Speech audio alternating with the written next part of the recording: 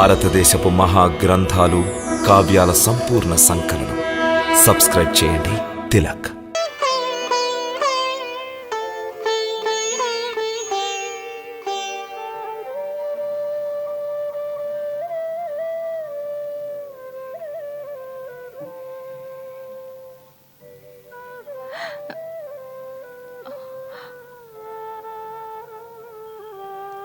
స్వామి,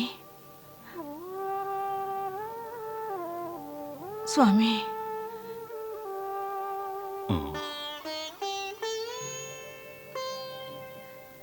చరణామృతం సేవించండి.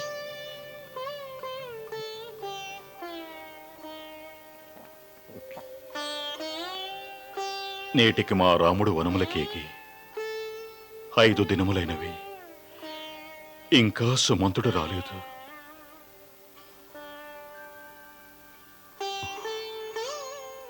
కౌసల్య వారు పలు విధాలుగా రాముణ్ణి బ్రతిమాలుతూ ఉంటారు. అతని నిర్ణయాన్ని మార్చటం ఎవరికీ సాధ్యం కాదు. జయము జయము మహారాజా. మహారాజా, గురుదేవులు వశిష్ఠులు ఆర్య సుమంతులు వేయించేసి ఉన్నారు. వచ్చేసారా? ప్రవేశపెట్టండి. చిత్తం మహారాజా.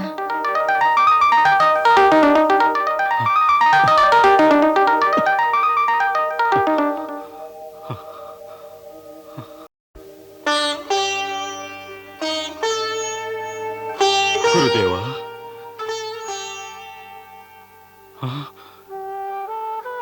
సుమంత ఒంటరిగా వచ్చారా? మా రాముడు ఎక్కడా? మా సీత ఎక్కడా? సుమంత, క్షమించండి మహారాజా, తమ అభీష్టాన్ని నెరవేర్చలేకపోయాను. సుమంత, సీతనైనా తీసుకురాలేదా? మా ఈ విన్నపాన్ని నెరవేర్చలేరా? అవును మహారాజా, మేం ఘోరాపరాధం చేశాం. రాజాజ్ఞ నెరవేర్చలేకపోయాం. నేను దండను అనుభవించవలసిందే. నాకు మరణదండలు విధించండి మహారాజా. లేదు, మమ్మల్ని మహారాజా అనకండి. ఇప్పుడు అయోధ్యకు రాజు లేడు, మంత్రి లేడు. ఆర్య సుమంత, ఈ అయోధ్య మీద మరెవరిదైనా ఆధిపత్యం ఉంటే ఇంత పెద్ద అత్యాచారం జరగనిచ్చేవారా? గురుజనులతో మంచి చెడులు విచారించకుండా, మంత్రి మండలితో చర్చించకుండా ఒక నీచ నారి యొక్క చేతి కీలు బొమ్మనై మా రఘుకులాన్ని సర్వనాశనం చేశాను. సుమంత, సుమంత, నిజంగా మీరు మమ్ము రాజుగా గౌరవిస్తూ ఉంటే మా ఆదేశాన్ని నిర్వర్తించండి. ఇప్పుడే ఈ క్షణమే మమ్ము రథం మీద కూర్చోబెట్టి మా రాముడున్న చోటికి మమ్ము తీసుకువెళ్ళండి. అక్కడే మా ప్రాణాలున్నాయి. అవధేశ, తమలాంటి వీర ధీర ధర్మజ్ఞులకు ఇంత శోకం సముచితం కాదు. ఇంత పెద్ద అనుచితం అయోధ్యలో జరిగిన తరువాత ఇక సముచితం అనే దానికి అసలు అర్థమే లేదు. రాజా, రాముడు లాంటి ధర్మాత్ముడైన కర్తవ్యనిష్ట పురుషోత్తముడికి పితృదేవులు మీరు. సత్యాన్ని రక్షించడం కోసం మహాయజ్ఞం లాంటి ఈ వ్రతాన్ని నిర్వర్తిస్తున్నాడు. దానిని ఆటంకపరచకండి. గురుదేవా, ఆ పురుషోత్తముడికి జనకులమై ఉండి కూడా మేము వారి ఘనతకి సరిసమానం కాలేము. మేము రాముణ్ణి రాజును చేస్తామని తెలియచేసి వనాలకు వెళ్ళమని ఆదేశించాం. అయినా వారు నవ్వుతూ వనాలకు వెళ్ళిపోయారు. అలాంటి పుత్రుడు దూరమైనా కూడా మా ప్రాణాలు దూరం కాలేదు. మాకంటే పాపాత్ములు ఈ లోకంలో ఇంకెవరుంటారు?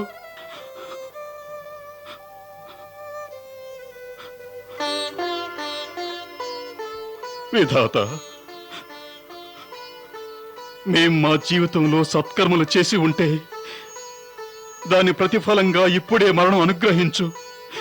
ఇప్పుడు ఈ దుఃఖాన్ని తట్టుకోవటం కష్టం, తట్టుకోవటం కష్టం.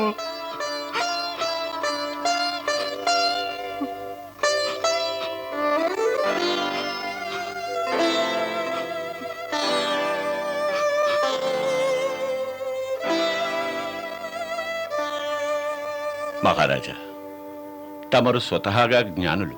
శూరులు వీరులు ధైర్యవంతులు. ఈ విధంగా శోకించడం తమకు శోభనీయం కాదు. జీవన్మరణాలు, అన్ని లాభనష్టాలు, ప్రియబాంధవులతో కలవడం, విడిపోవడం ఇవన్నీ కాలం యొక్క అధీనంలో ఉంటాయి. ఏ విధంగా పగలు రాత్రి సంభవిస్తాయో అదే విధంగా ఆయా సమయాలలో సుఖదుఖాలు రావడం కూడా సహజం. అందుకని ధీరులు వీరులు దుఃఖకాలం సంభవించినప్పుడు శోకించరాదు. కానీ అప్పుడప్పుడు దుఃఖం సహన సరిహద్దులు దాటుతోంది గురుదేవ.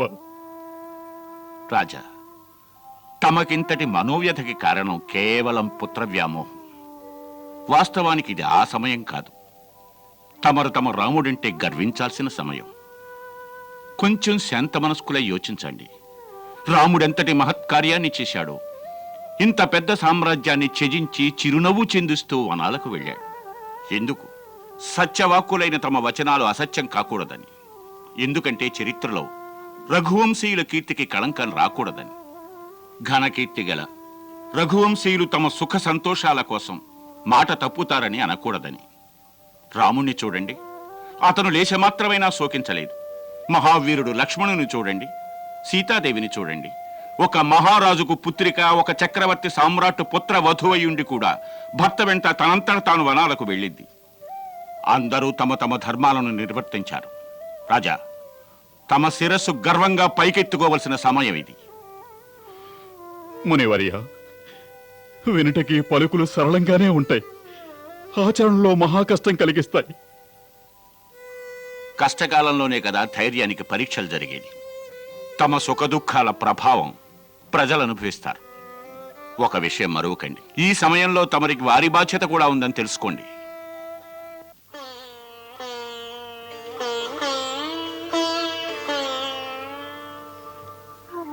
తమకు శ్రీరామచంద్రులు పంపిన సందేశం కూడా ఇదే. పితాశ్రీ, మా కోసం తమరు చింతించకండి.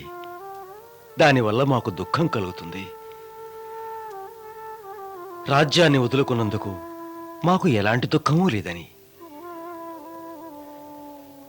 వారు భరతుల వారికి సందేశం పంపారు, ఎలాంటి సందర్భంలోనూ మా పితాశ్రీకి దుఃఖం కలిగించవద్దని. మహారాజా, తమరు రామచంద్రుని గురించైనా దుఃఖాన్ని త్యజించక తప్పదు. శాంత మనస్కుల యోచించండి మహారాజా. ఈ సమయంలో రాముని వియోగం అనే దుఃఖ సాగరంలో అయోధ్య అనే నావ ఊగిసలాడుతూ ఉంది. తమరే ఆ నావకు సూత్రధారులు మహారాజా. తమరు ధైర్యం వహిస్తేనే మేమందరం ఈ ప్రళయం నుంచి బయటపడగలం. లేదంటే ఈ నావ మునిగిపోతుంది. ధైర్యం వహించండి స్వామి. రామ లక్ష్మణ సీతలను తమరు తప్పకుండా మళ్ళీ కలుసుకుంటారు. దుఃఖించకండి మహారాజా, శాంతించండి.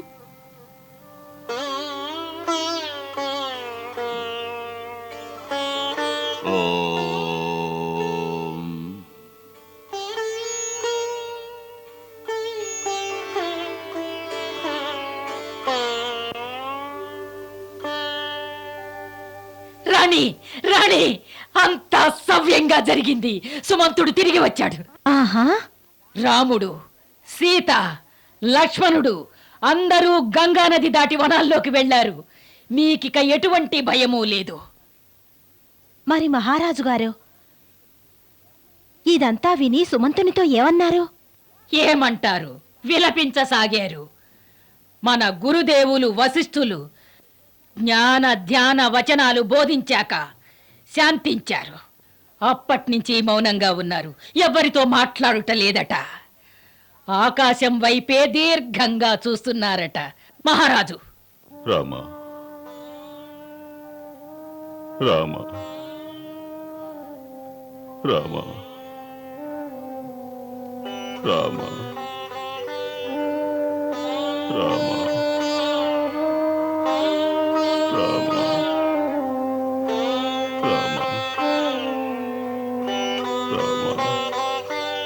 కౌసల్య, కౌసల్య, కౌసల్య! మహారాజా, ఏమైంది మహారాజా? మీరు ఎక్కడున్నారు దేవి? ఎక్కడున్నారు? కౌసల్య, మీరు మీరు మమ్మల్ని స్పర్శించండి. మీరు మాకు గోచరించడం లేదు. మీరు మమ్మల్ని స్పర్శించండి కౌసల్య. మేము మీ చెంతనే ఉన్నాం మహారాజా. మీరు మా చెంతనే కూర్చోండి. మేము మీ చెంతనే ఉన్నాం మహారాజా. మా అంతిమ సమయం ఆసన్నమైనది కౌసల్య. ఎక్కడో విన్నాం, మరణించబోయే వ్యక్తికి ఏమీ గోచరించదని. ఇలాంటి అపశకర వచనాలు వచించకండి స్వామి. ధైర్యం వహించండి స్వామి. సుమంతులు వారు ఏమన్నారు? తమరి విధంగా దుఃఖిస్తుంటే దీనివల్ల రామునికి దుఃఖం కలుగుతుందని. గురుదేవుల ఉపదేశం గుర్తుకు తెచ్చుకోండి. మేము మాతలం. మన గురుదేవుల వచనాలు విన్న తర్వాత మాకు కూడా కొంచెం ధైర్యం వచ్చింది. గురుదేవులు వచించింది వాస్తవం. రాజైన వాడు దుఃఖించకూడదు స్వామి, దుఃఖించకూడదు. దుఃఖించకూడదు వాస్తవమే. మరి తన సర్వస్వం కోల్పోయిన ఒక రాజు మరణించక ఏం చేయగలడు? మీరు ధైర్యం వహిస్తేనే మేమందరం జీవించగలం. మేము మాత్రం జీవించలేము సుమిత్ర. అలాంటి అమంగళ వాక్యాలు మీ నోటితో వచించకండి స్వామి, వచించకండి. కర్మఫలాన్ని ఎవరు ఎదిరించగలరు రాణి? ఎవరు ఎలాంటి కర్మలు చేసుకుంటారో వారు దాని ఫలాన్ని అనుభవించే తీరాలి. అతను ఎంత పెద్ద సామ్రాట్ అయినా సరే, అతని శక్తి, అతని సమస్త సైన్య బలం కర్మఫలాన్ని అనుభవించకుండా అతన్ని అడ్డుకోలేదు. అదే కదా విధిలీల. కర్మ అన్నిటికంటే శక్తివంతమైంది. దాని ముందు అందరూ శిరస్సు వంచవలసిందే. అవును, అంధుడైన ఆ ముని మాకు ఇచ్చిన శాపం యథార్థమే. అతని వలె మేం కూడా పుత్రవియోగంతోనే మరణిస్తాం. మేం చేసిన ఆ పాపం పండే సమయం చెరువులోనే ఉంది. హే మహాత్మా, మీ శాపం అసత్యం కాలేదు. నేడు మేము ఆ దుష్కర్మ ఫలాన్ని అనుభవిస్తున్నాం. ఏముని, ఎవరు శాపం ఇచ్చారు తమరికి? శ్రవణ్ కుమార్ యొక్క అంధుడైన తండ్రి. శ్రవణ కుమారుడా? ఏ శ్రవణ కుమారుడు? తమకేదో భ్రమ కలుగుతుంది మహారాజా. లేదు, భ్రమ కాదు, కఠోర సత్యం కౌసల్య, కఠోర సత్యం. ఇది చాలా కాలం నాటి కథ. అప్పటికింకా మన వివాహం జరగలేదు. మేము యువరాజులుగా ఉన్న కాలమది. ఆ సమయంలో మాకు వేటంటే మహా సరదాగా ఉండేది. నలుదిశలా మా ధనుర్విద్యా ప్రావీణ్యతను కీర్తించేవారు. శబ్దభేది బాణ విద్య మా ప్రత్యేకత. జనం అనేవారు, రాజకుమారులు దశరథులు కేవలం శబ్దం విని గురి చూడగలరు అని. ఆనాటి మాట ఇది. ఒకనాడు మేము రాత్రి సమయంలో సరయూ నదీ తీరానికి వేటాడ్డానికి వెళ్ళాం. అక్కడికి అడవి దున్నలు, మదవెక్కిన ఏనుగులు, పెద్ద పులులు నీళ్లు తాగటానికొస్తే ఆ శబ్దం విని శబ్దభేదీ విద్యతో బాణాలు సంధించాలని మా కోరిక. అందుకని మేం పొదల మధ్య దాక్కున్నాం.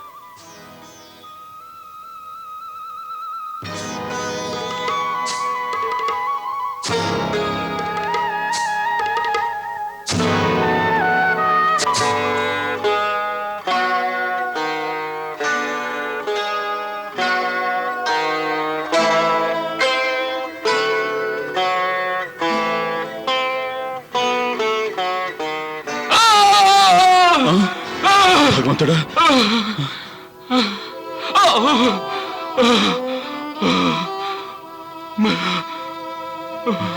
భగవంతుడా, ఎవరు నా మీద బాణం వేసింది? నేను ఎవరికి అపకారం చేశాను? భగవంతుడా, అయ్యో భగవంతుడా, ఎందుకు ఇలా జరిగింది? వద్దు, బాణం తీయనివ్వండి. వద్దు, బాణం తీయనివ్వండి. బాణం తీయొద్దు.